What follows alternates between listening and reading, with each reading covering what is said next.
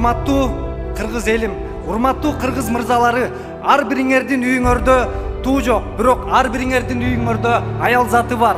Тууну алмашат десе миңдеген эркектер каршы чыктыңар, бирок туудан дагы маанилүү нерсе бар.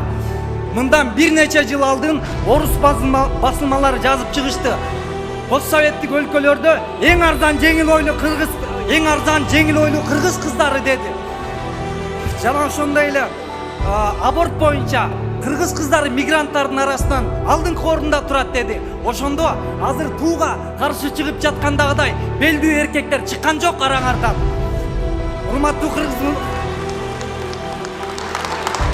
биз басымдуу эркектер эркектик вазифабыздан тайгандыгыбыз үчүн бүгүн миңдеген кыздарыбыз мигрант.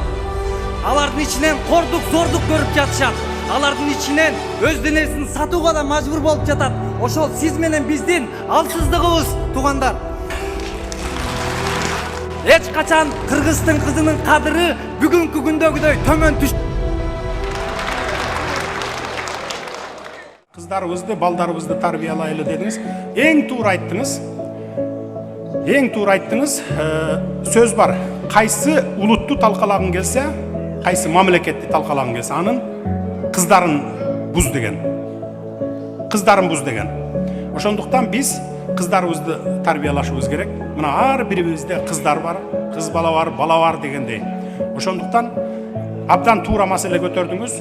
Муну ушул улуттук деңгээлге, мамлекеттик масштабтагы деңгээлге көтөрүшүбүз керек. Бул боюнча госсекретар жана башка тиешелүү органдар колго аласыздар деп ойлойм.